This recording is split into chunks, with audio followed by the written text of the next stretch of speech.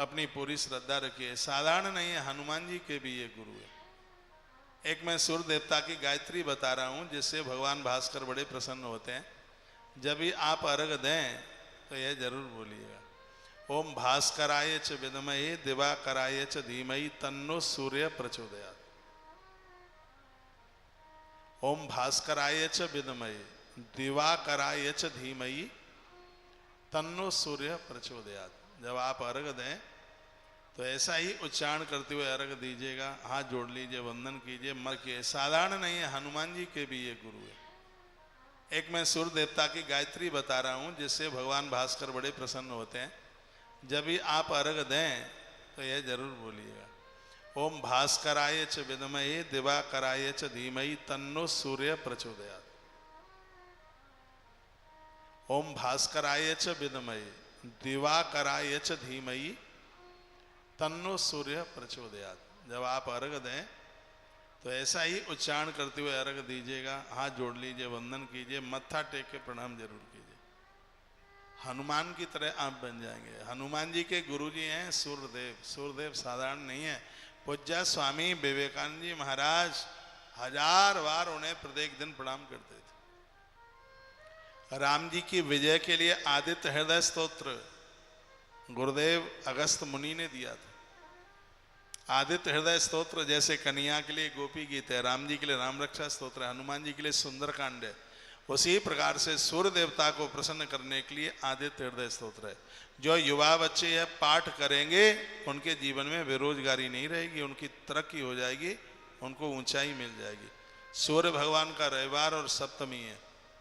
आप लिख सकें तो लिख लो, रविवार की सप्तमी, सोमवार की अमावस्या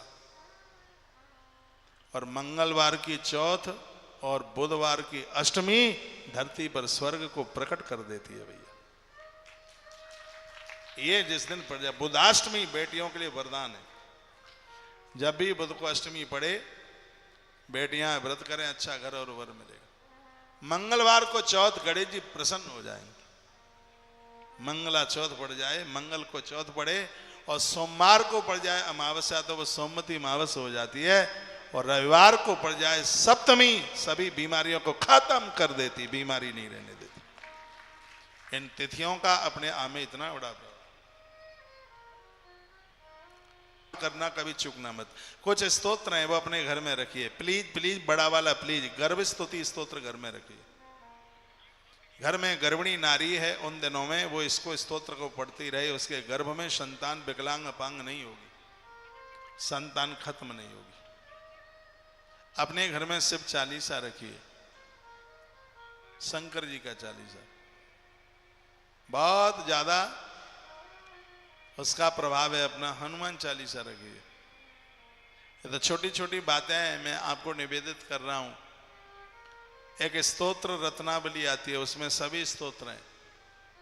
यह भी किताब अपने घर रख लिख लो, स्तोत्र रत्नावली, बड़ी महिमा है।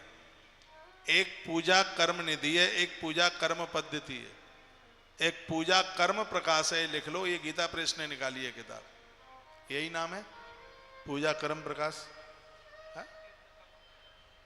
इसमें तो यहां तक वर्णन किया गया है कि कौन सा फूल कैसे चढ़ाएं, दिया कैसे जलाएं, पूजा में कैसे बैठें, हर बात का वर्णन। इतना जबरदस्त, इतनी जबरदस्त किताब है।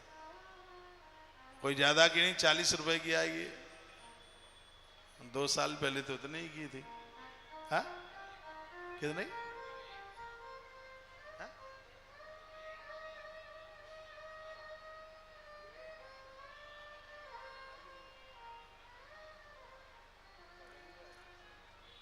पूजा कर्म प्रकाश पहले तो इतने की आती थी, थोड़ी बहुत ज्यादा की हो गई होगी। ये किताबें हमने कोरोना काल में आपके घर भेजी है, मुझे ध्यान है।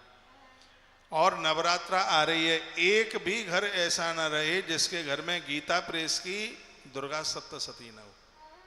25 प्रेस की चल रही हैं, लेकिन गीता प्रेस से बढ़िया कोई दुर्गा सप्तशती हिंदुस्तान में है ही नहीं। तो मैंने तो बहुतों को पढ़ रखा है ना, इसलिए ये आपके घर में हो। और अब के बार उत्तरा फाल्गुनी में आरंभ हो रही है नवरात्रा। ओ हो, आनंद कर देगी, यही नवरात्रा माला माल कर देगी, कमाल कर देगी। ऐसे ऐसे योग पड़ रहे हैं। एक तो इसमें एक दिन बढ़ गया है, नवरात्रा बड़ी हुई बहुत ज्यादा शुभ होती है। हाँ, तो ये आप कर सकते हैं। कुछ किताब है हनुमान चालीसा सबके, हनुमान चालीसा तो पॉकेट डायरी बन जाए। घर से जाएं, हनुमान चालीसा का पाठ कीजिए। रात्रि को अभी संध्या काल में, जिसको हम प्रदोष काल कहते हैं, इस समय का हनुमान चालीसा कमाल कर देता। मैंने तो बहुत बार बोला है, आधी रात्रि का हनुमान चालीसा दुश्मन पर विजय करा देता है। संध्या का हनुमान चालीसा आपके संकल्पों की शांति दे देता है। दोपहर का हनुमान चालीसा संकल्पों को पूरा कर देता है, और प्रातः का हनुमान चालीसा इष्ट के दर्शन करा देता है हनुमान चालीसा। और मैं तो ये सोचे बैठा हूं, पूरे देश में मुझे युवाओं के बीच में हनुमान चालीसा लेके जाना है। युवाओं के लिए वरदान है। पूज्य विवेकानंद जी महाराज कहते थे कि जिस देश का युवा सूर्य देवता को अर्घ देगा और हनुमान चालीसा का पाठ करेगा, उसकी तरक्की को कोई रोक नहीं पाएगा। हनुमान चालीसा का पाठ करने से गुप्त बीमारियां खत्म होती हैं, चाहे वो स्त्री और चाहे पुरुष कोई भी हो। ऐसी बीमारियां डॉक्टर्स लोगों को भी नहीं जिन्हें बता सकते। इतनी शर्म आती है, इतनी लाज आती है। ना से रोग हरे सब पीरा, इसका संपुट लगा करके हनुमान चालीसा की 40 चौपाइयां, लाल कपड़ा पहनकर, लाल अक्षर की किताब।